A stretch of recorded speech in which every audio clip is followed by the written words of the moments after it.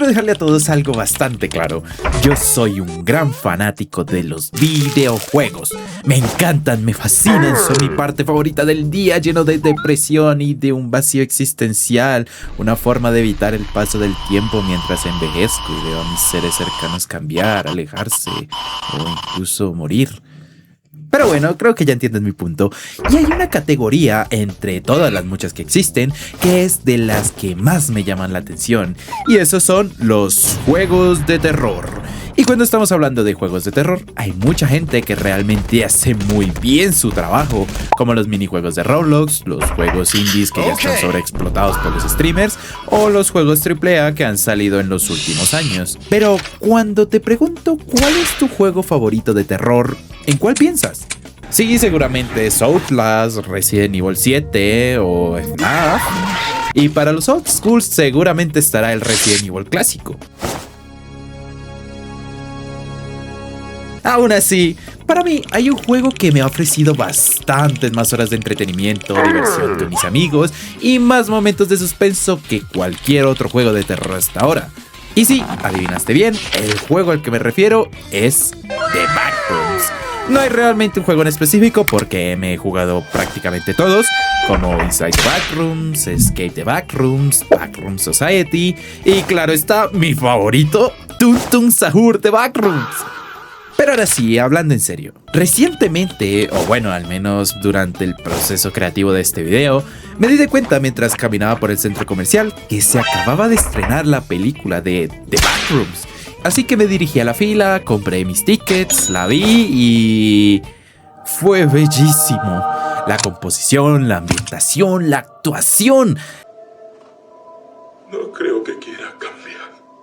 La verdad, la película me mantuvo entretenido de principio a fin y llegué a pensar que fue una de las películas de terror que mejor había visto este año. Y entonces salí y me encontré con...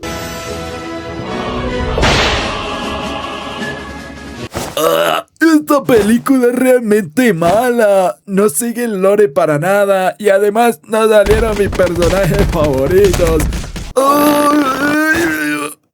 Y bueno, me hubiera encantado que fuera la única persona que dijo este tipo de comentarios, pero si te pones a revisar por un momento en redes sociales como Reddit, verás a millones y millones de comentarios reclamando lo mismo. Así que por un momento decidí investigar y saber un poco más por qué esta película fue tan juzgada como lo llegó a ser. Así que tú y yo indagaremos a través de este dilema.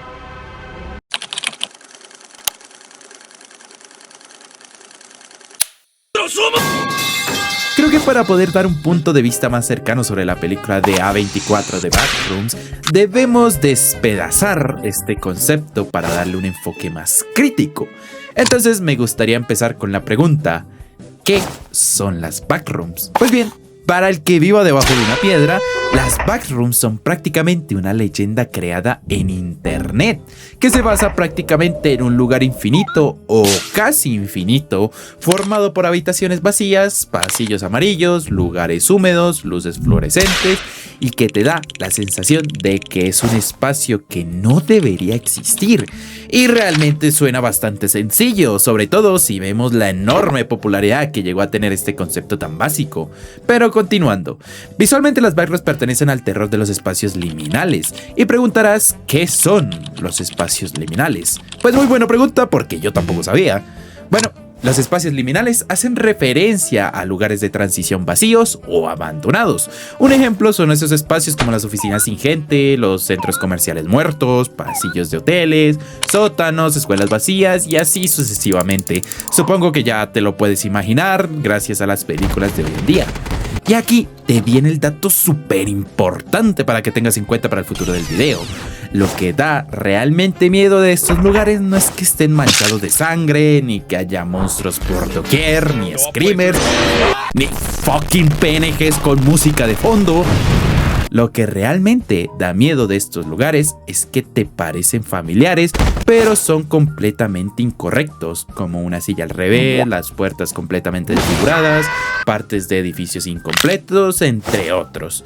Entonces, la idea principal se va a centrar en que una persona llega a salirse de la realidad por accidente, o lo que siempre denominamos en internet como el no-clip, que son esos momentos en los videojuegos donde por una mecánica o un bug puedes atravesar paredes o ir volando, ignorando por completo las físicas del propio videojuego. Y resumiendo todo esto en unas pocas palabras, las backrooms originales se basan en la teoría de dónde quedan estos objetos o personajes luego de desaparecer aleatoriamente de la realidad. Ahora, si nos vamos al año en el que surgieron estas teorías, el origen más aceptado estaría ubicado en 4chan. Sí, la misma página donde te están doxeando. Específicamente en el tablero de lo paranormal. Todo esto surgió con la publicación de una imagen icónica que ya circulaba desde antes en el Know Your Meme. Registra una aparición de la foto exacta el día 21 de abril del 2018 en un hilo de Cursed Image. Eso dio inicio a más teorías alrededor de esas imágenes, hasta llegar al 12 de mayo del 2019, cuando un usuario anónimo publicó una sala completamente amarilla diciendo que era una imagen que te hacía sentir inquieto. Ahí es donde otro de los usuarios daría de forma definitiva el inicio al concepto de las backrooms. La frase original en un principio decía algo así como: si no tienes cuidado y haces no clip fuera de la realidad en la zona equivocada, terminarás en las backrooms, que es ese lugar con una alfombra húmeda, con un efecto amarillo, ruidos constantes de luces fluorescentes y millones de habitaciones cuadradas, y que además se añadió otro comentario diciendo: si escuchas algo cerca, ya date por perdido. Entonces, ahora mismo, luego de investigar bastante durante horas, no encontré realmente la identidad de la persona que publicó principalmente la imagen que se hizo tan famosa. Pero lo que sí sabemos es que existieron creadores posteriores que expandieron el mito en hilos de Reddit. Y además de ello, se creó la serie audiovisual de The Backrooms en 2022. Ahora, lo curioso aquí es que realmente la imagen original fue tomada en mayo del 2014, donde varios usuarios de internet pasaron un muy buen tiempo intentando ubicar el lugar exacto de donde se encontraba. Eso hasta que un día se pudo rastrear la ubicación hasta un antiguo espacio de Hobbytown en Oshkosh, Wisconsin, Estados Unidos. Y para los frikis que están viendo este video y quieran la dirección exacta, pues es esta. Sí, te doy un tiempo para tomar la captura. ¿Ya? Perfecto, continuemos. Ahora, según el resumen de búsqueda publicado en Reddit en la temática de backrooms, se descubrió que la foto provenía de las renovaciones de este edificio, y actualmente el área original ya fue modificada, siendo usada, o bueno, al menos una parte, usada como una pista de autos RC, llamada Revolution Raceway. Y realmente esta imagen no fue tomada exactamente para que alguien la publicara en Reddit, sino que su propósito original fue para subirse en un blog de renovaciones alrededor del año del 2003, siendo bastantes años de diferencia entre la toma de una foto y la subida a Reddit de la otra. Y otra vez reitero lo mismo, lo importante aquí es que esta imagen fue lo que dio origen a las backrooms. Y realmente sigo sin ver los 5 PNGs flotando por ahí con 3 monstruos y 5000 artículos más. Sino que su esencia de terror está realmente en ver un lugar extraño, amplio, feo, vacío, reinterpretado por internet como terror. Y sí, yo entiendo que realmente el punto de inflexión en todo esto de las backrooms fue gracias a los creepypastas que se empezaron a hacer en la página de Reddit. Vino una oleada gigante de gente creando la comunidad de The Backrooms, generando ya sean niveles, entidades, reglas inventadas, objetos, facciones y rutas reales de cómo poder sobrevivir a este lugar tan escalofriante, dejando tan solo de ser una imagen escalofriante a ser un lugar bastante más amplio y variado. Y lo que consideraríamos la cereza en el pastel sería cuando Kane Pixel, esta persona de aquí, crearía en YouTube su primer video cinematográfico de cómo serían las backrooms por dentro, llamando a esta versión como The Complex. Es en eso cuando varios años después, más específicamente en el año 2016, saldría finalmente la película oficial de Backrooms. Y para sorpresa de nadie, realmente estuvo llena de gente quejándose de que esta película no tiene nada que ver con el tema original. Y yo en lo personal realmente no entiendo a qué se refieren con temática original, si es que esto ni lore tiene. Fueron solo unas cosas que la comunidad conspiranoica fue creando poco a poco.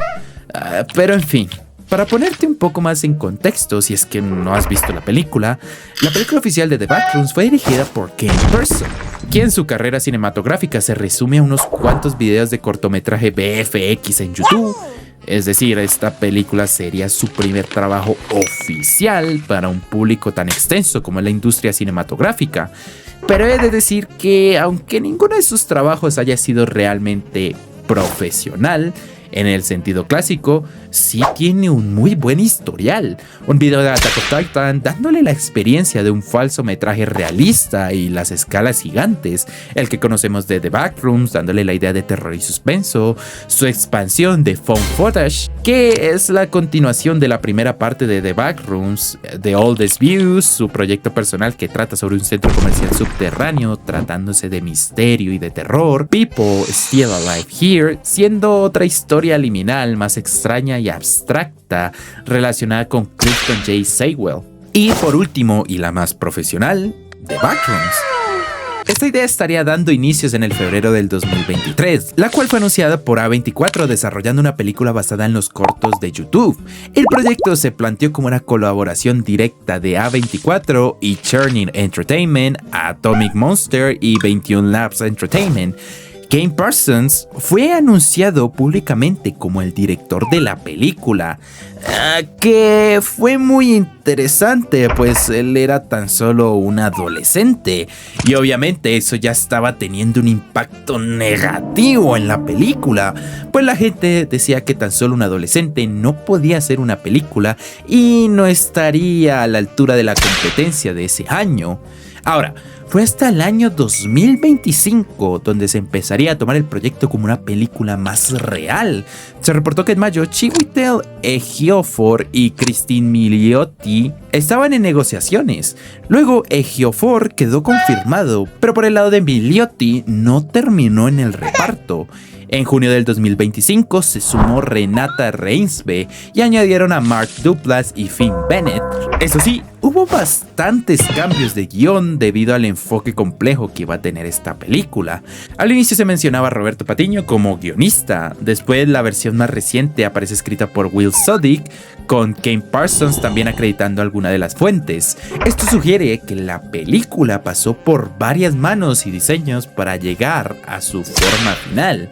Ahora, el rodaje de esta película estaría ubicado en Vancouver, Canadá, bajo el título de producción de Effigy, y el rodaje fue terminado el 14 de agosto del 2025.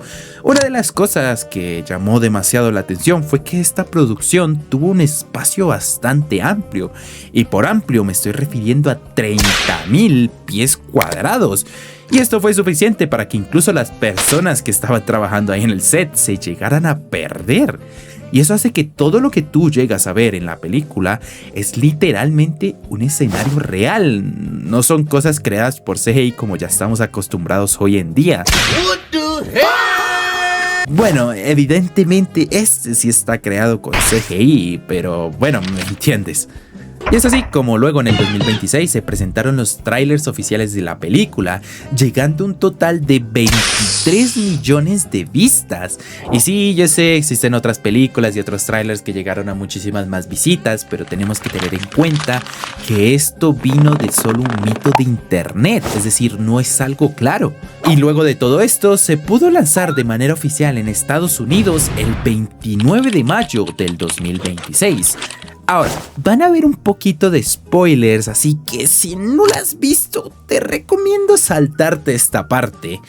Continuando, la historia se resume y trata en torno a Clark, quien es el dueño de una tienda de muebles, alcohólico y recientemente divorciado, lo cual yo siento que está hecho para que desde un principio empatices con el personaje de la película, ya que además de estar divorciado y sin casa, pues su esposa se lo llevó todo. Él tiene estudios en arquitectura que jamás pudo aplicar, viviendo el día a día en su tienda que prácticamente se está yendo a la quiebra. Es en eso que Clark, poco a poco, al pasar los días, descubre fallos eléctricos dentro de su tienda de inmuebles y todo eso lo lleva un día a revisar su caja de fusibles, solo para descubrir un portal en su sótano que lo llevaría a las Backrooms. En un principio él piensa que se está volviendo loco, es así como en este punto de la historia podemos ver a otro personaje que también será muy importante, y esa es la doctora Mary Klein. Ella desde hace bastante tiempo ha estado haciendo terapias con nuestro protagonista Clark. Ella al momento de que Clark le muestra los planos realmente queda con una expresión que yo creo que todos quedaríamos así, pero bueno. Es en eso que Clark le dice a su doctora que no está loco y que además de ello le probará que todo lo que dice es verdad. Se va del consultorio directamente a buscar trabajadores de tiempo parcial que trabajan con él. En primera, los adolescentes dudan, pero él les ofrece pagar cada hora que pasen con él. Es así como se ponen en marcha y entran a las Backrooms juntos. Al principio obviamente no se lo creen, pues prácticamente acaban de traspasar una pared. Aún así, la curiosidad los lleva a seguir con esta expedición mientras graban todo. Pues al fin y al cabo les están pagando. Ahora, yo para ser sincero, ni por todo el dinero del mundo entraría a un lugar donde prácticamente puedes traspasar una pared y llegar a un lugar tétrico con luces fluorescentes. Pero bueno, es una película y todo es posible, así que... Ahora, llega un momento crítico en la película en donde nuestros aventureros ven una zona bastante inclinada donde es difícil de subir y de bajar sin ayuda de una cuerda. El chico de la cámara es bajado junto con una cuerda hasta que todo sale mal. Así es, luego de llegar al punto designado por Clark, este se encuentra con una criatura alta que intenta atraparlo, pero ágilmente puede escalar por su propio pie, pues la cuerda se había quedado estancada abajo y no le sirve de prácticamente nada. Pero ese pequeño detalle es el que hace que el monstruo pueda volver a jalarlo para... ¿comérselo? Ahora, primero que nada, debes tener en cuenta este fragmento de la película y cómo se ve el monstruo, pues será importante para categorizarlo de entre toda la cantidad de monstruos que hay en las Backrooms. Ahora, luego de que el chico es jalado y merendado vivo, a los otros dos no se les ocurre una mejor idea de... ¡Wow! Nuestro compañero acaba de ser devorado brutalmente, deberíamos de buscarlo. ¡Yuhu! Bueno, claramente no dijeron eso, pero yo lo sentí así. Entonces, los dos se dispersan, pues el monstruo seguía acechando por ellos. Nuestro protagonista pasa por una sala de Navidad y por otras varias salas raras, hasta que puede encontrarse de nuevo junto con su compañera, a través de una especie de pared espejo, pero el monstruo llega hasta su lugar y se corta la escena. Y quiero opinar algo de estas escenas. A mí realmente me hubiera encantado que la película de aquí en adelante se tratara de Clark viajando por las Backrooms con la esperanza de encontrar nuevamente a su compañera. Aún así es muy temprano para juzgarla, así que continuemos. Es así como volvemos con su terapeuta, cuando luego ya de unos varios días al no volver a comunicarse con ella, personalmente va a su tienda de muebles y encuentra en su sótano la puerta que Clark había dibujado. La cruza y llega a las Backrooms. Camina un poco hasta encontrarse nuevamente con Clark, quien de un momento a otro...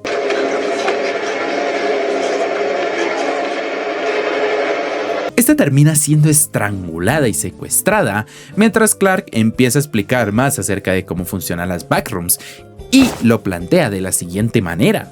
Es un lugar donde aparecen objetos de la vida real, pero las cosas que aparecen no tienen sentido, pues es como pedirle a alguien que jamás ha visto un perro que dibuje uno. Luego de explicarle esto, vemos cómo su locura ha llegado al máximo. Tiene a su compañera descansando en el refrigerador e inicia su propia terapia, la cual, para resumir, lleva a que Clark se redima. Y ahora sí viene algo importante. Luego de que Clark diga algo estilo sí, ya reflexioné, quiero quedarme aquí. Bueno, el caso es que ahora aquí se nos revela el monstruo que durante toda la película los ha estado acechando. Y yo cuando estaba en el cine estaba, oh por Dios, ¿será la bacteria que sale en los cortos de YouTube? ¿O será el cambiaformas que se volvió tan famoso en los juegos? ¿O la sonrisa siniestra? Oh no, ya sé, seguramente debe ser Michael Jackson 2312.png con la música de Linkin Park de fondo. Y entonces al final fue... un pirata gigante representando a Clark. Está bien. Bueno, el caso es que este monstruo manda a dormir a una siesta Clark. La terapeuta rescatada interrogada. Luego vemos una copia de la terapeuta deformada dentro de las backrooms. Y fin. Sí, yo sé que fue un resumen un poco corto, pero denme créditos, lo hice en menos tiempo que en minutos. Ahora, para la siguiente sección, ¿qué diferencia hay entre la película y el mito de internet? Creo que es importante mencionar todos estos aspectos que vamos hasta ahora para poder dar esta comparativa.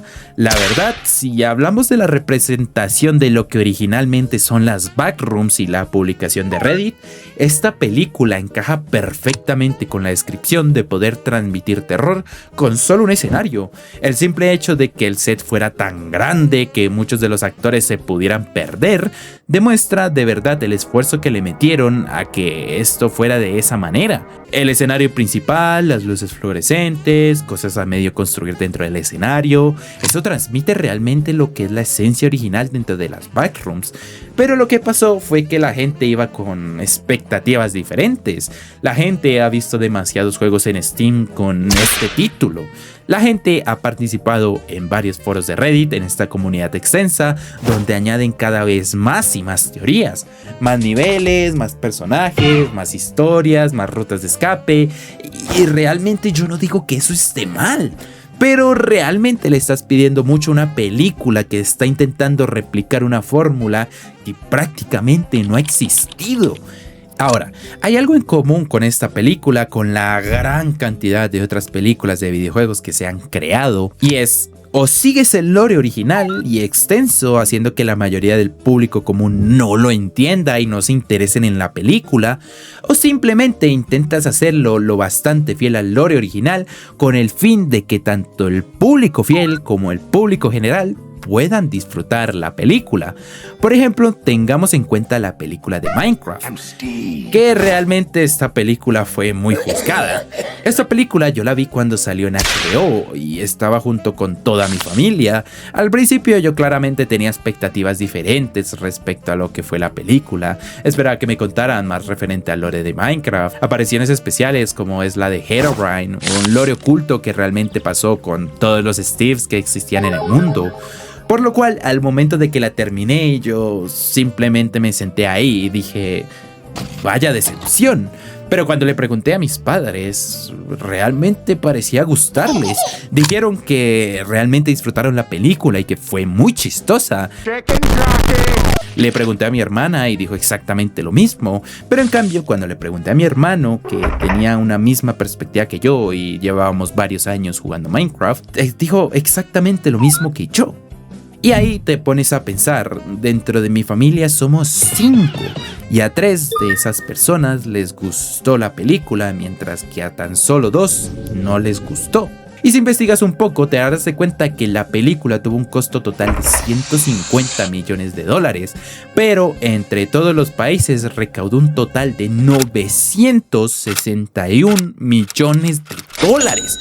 Y eso fue posible gracias a la forma que hicieron esta película. Muchas familias y personas disfrutan muchísimo más de una película en la que no tienes que ser un experto en el tema que tener que saber del juego para poder entenderla. Y estoy seguro de que el simple hecho de que no hubieran utilizado a Jack Black como personaje de Steve y hubieran usado a alguien más como, no sé, La Roca, la película no hubiera tenido ese humor tan característico y seguramente habría recaudado tan solo la mitad.